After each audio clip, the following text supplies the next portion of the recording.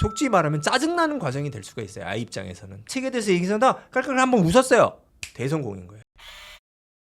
원장님들을 봐왔을 때 원장님들께서는 여러 분야의 문제의식을 갖고 계신 것 같아요. 그런 면에서 엄마표 영어에 대한 문제의식을 갖고 있는 게 무엇이 있는지, 그리고 해결 방안에 대해서 말씀해 주세요.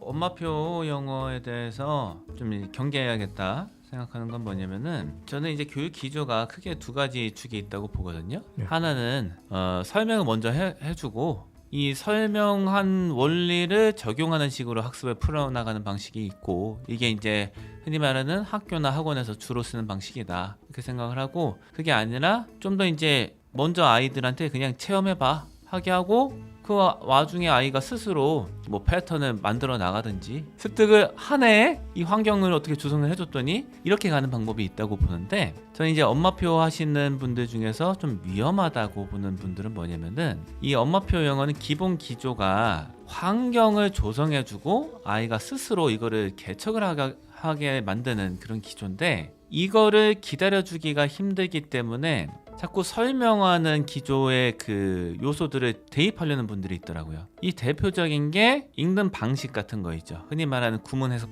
방식 같은 거를, 이론 같은 거를 알려주는 거, 이걸 대입하시는 분들이 있어요. 이렇게 되면은 이게 정말 묘연한 방식으로 가게 된다. 저는 이제 무협 만화를 좋아하니까 네. 무협 만화에 빗대어 말하면은 화공이랑 빈공이 있어요. 무협 네. 만화의 그 계보는 불을 쓰는 무공이 있고 얼음을 쓰는 무공이 있는데, 화공을 쓴 사람은 화공만 써야 돼요. 네. 왜냐면 그 운기조식 방법이 다르거든요.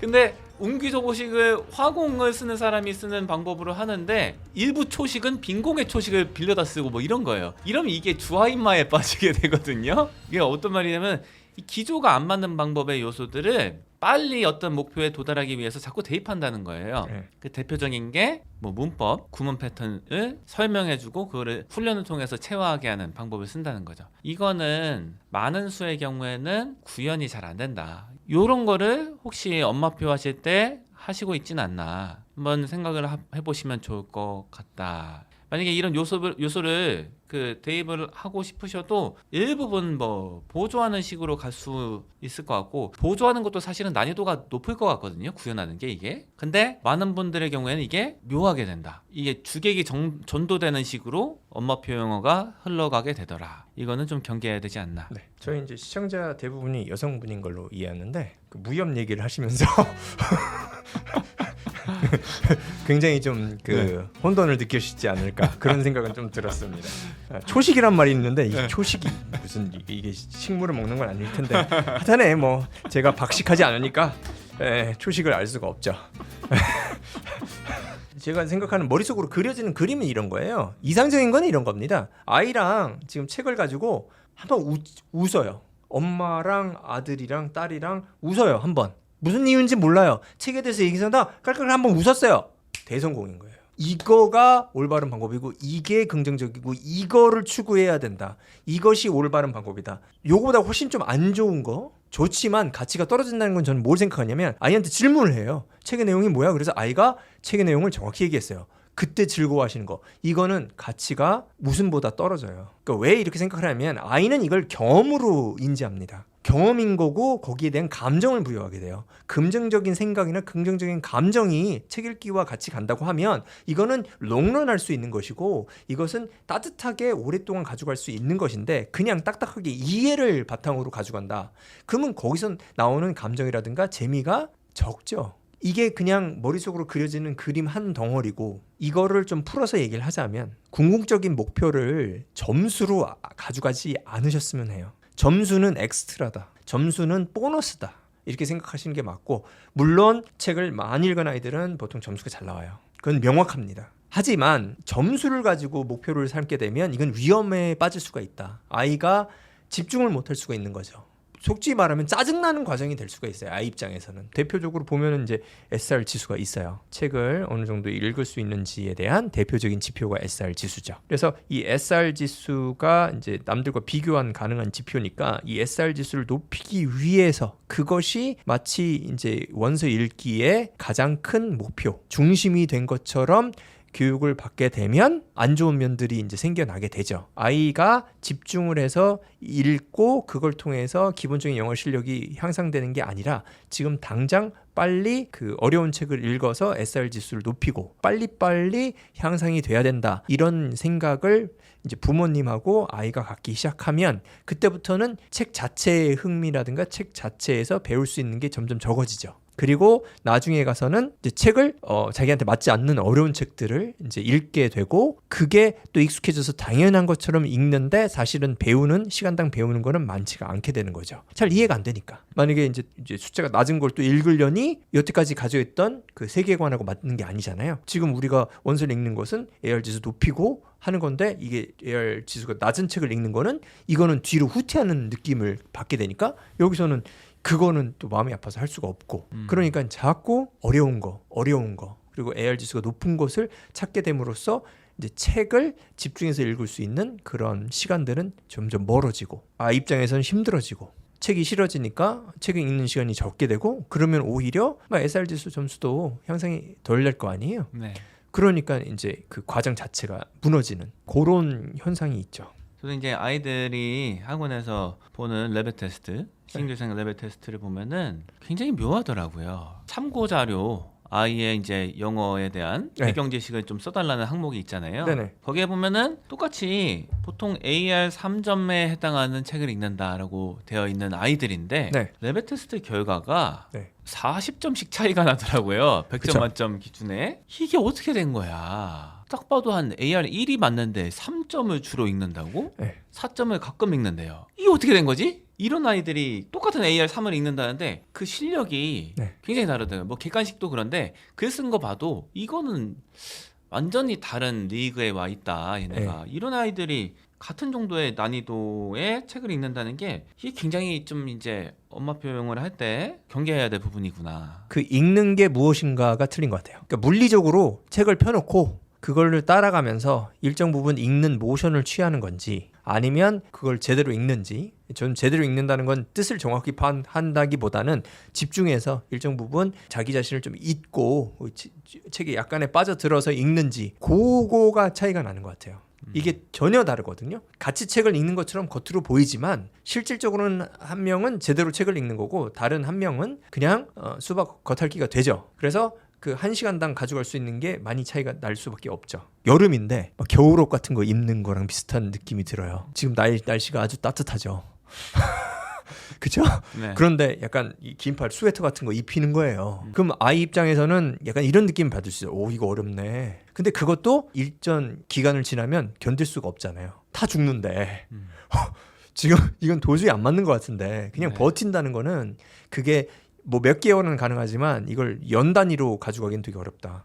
영어에 대한 프레임 자체가 다른 것 같아요. 그러니까 어떤 프레임에 집어넣고 있냐면 어려운 거를 계속 도전하고 내가 힘든 것도 참으면서 더 높은 성취를 이뤄내고 했을 때에 내 실력이 올라가는 거야 라는 실제로 그렇게 해서 실력이 올라가는 뭐 어떤 그런 것도 있겠죠. 근데 그 프레임에다가 영어도 집어넣어 버리니까 영어도 이렇게 해야 된다고 이렇게 그냥 생각을 자연스럽게 하는 것 같아요. 근데 원장님들이 말씀해 주시는 거는 완전 반대잖아요. 인간을 바라보는 시선에서 좀 차이가 난다고 봐요. 특별히 저는 아이들, 청소년까지 포함한 아이들의 특성에 대한 시견 차이가 있는 것 같아요. 아이들이 공부할 때 스트레스라고 하는 어려운 것을 풀고 그걸 극복해내는 그것은 굉장히 소중히 다뤄야 된다. 그것은 일정 부분 한계가 있고 그것을 참아내고 이겨내는 부분이 분명히 공부할 때 있지만 그거는 굉장히 조심히 다뤄야 된다. 그래서 만약에 굉장히 아이가 힘들어하는 공부 방법이 있어요. 그러면 그거는 조심히 다루고 조금 일단 가는 게 맞고 아이가 갈 때 좀 수월하게 가는 것이 대부분 이익으로 가는 것이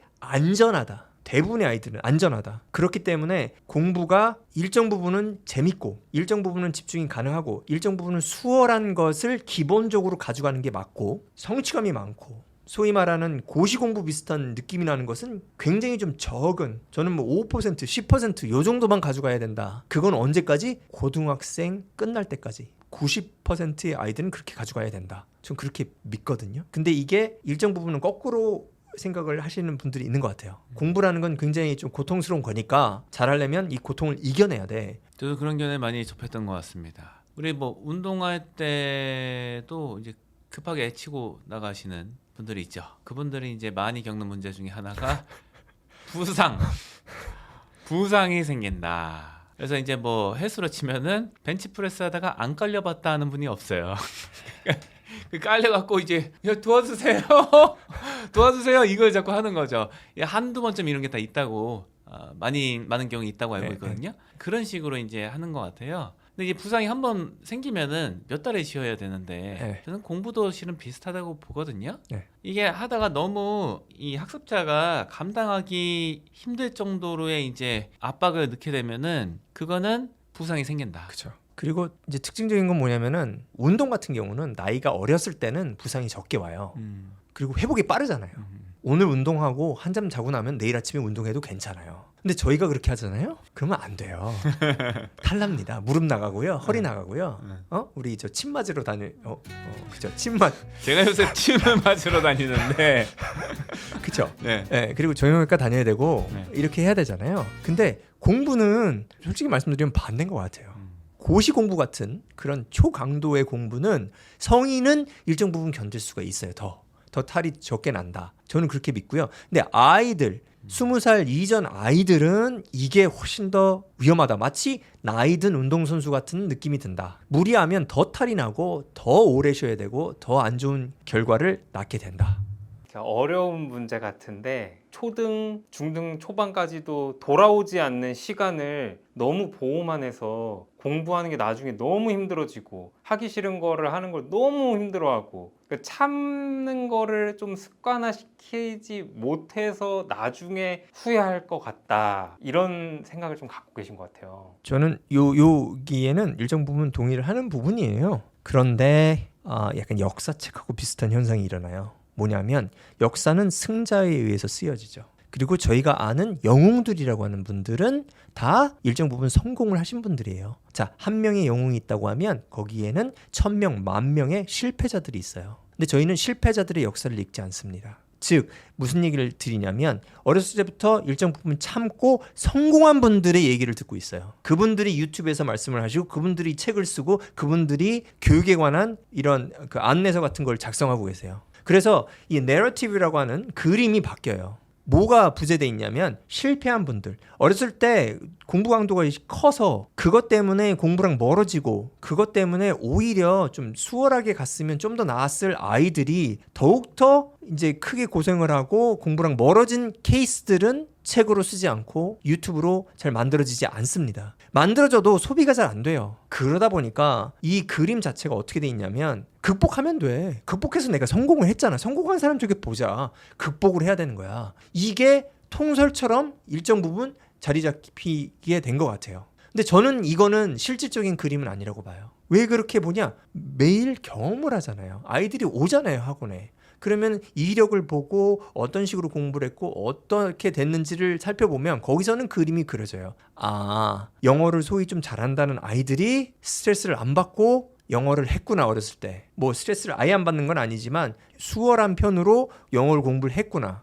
양이 적다는 얘기가 아니라 약간 수월한 책만 읽고 좀 약간 재미있는 방법으로 공부를 했구나. 그게 뭐 데이터로 저는 쌓여 있으니까 그거를 전 믿을 수밖에 없는 거죠. 그러니까 저희도 유튜브를 하고 있지만 저도 뭔가 컨텐츠를 어떻게 만들면 많이 볼까 이렇게 고민해 봤을 때는 결국에는 영어 잘하는 방법이야 이거 수능 1등급 나오는 방법이야 이렇게 얘기를 해야 많은 사람들이 보기 때문에 그런 식으로 메시지가 계속 전달되고 있는 건 아닌가 이런 생각을 하고 있거든요. 결국에 원장님들도 바라시는 메시지는 그게 아니시겠지만 어쨌든 시청자들한테 흘러가는 내용은 이제 그렇게 될 수 있다는 거 제가 지금 하고 있는 역할에서도 약간 뭐 딜레마가 좀 있는 부분이 있는 것 같고 그러면 어쨌든 그 어린 아이일수록 적당한 강도로 공부를 이제 접하게 해줘야 된다 이 정도까지는 이제 말씀하시는 거 알았는데 그러면 적당한 강도가 어느 정도로 좀 하면 좋을까?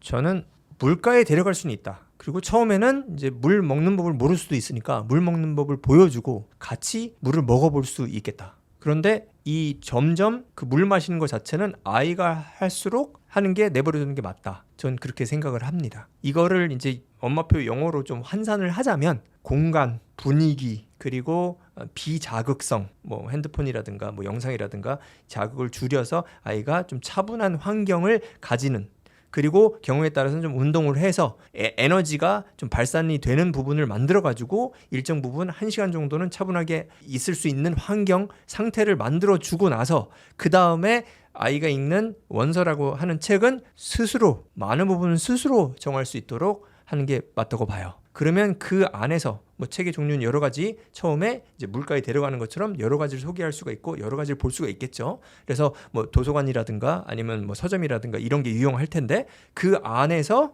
아이가 선택을 최대한 많이 할 수 있도록 유도하는 게, 스트레스를 받는 게 적은 그 공부 방법이다, 이렇게 생각을 해요. 마지막으로 시청자분들이 대부분이 이제 엄마표 영어를 하고 계실 텐데 이거 하나만큼은 항상 경계하세요 라는 거를 말씀해 주신다면. 어른의 시선으로 아이의 영어 실력을 판단하지 않으셨으면 좋겠어요. 뭐 대표적으로는 책 읽고 나서 뭐 질문하는 게 거기에 속할 것 같습니다. 어머니나 아버님이 아시는 책에 대한 내용을 아이한테 물어봤는데 그걸 모를 수가 있잖아요. 그렇다고 아이가 책을 안 읽은 것도 아니고 책을 즐기지 않은 것도 아니고 이해가 안 된 것도 아닐 가능성이 높아요. 다만 그 질문에 대해서 중요성을 느끼지 못하고 그 질문에 대한 답을 못할 뿐이에요. 따라서 어른의 시선으로 아이의 그 영어 실력을 판단하지 않으셨으면 좋겠습니다.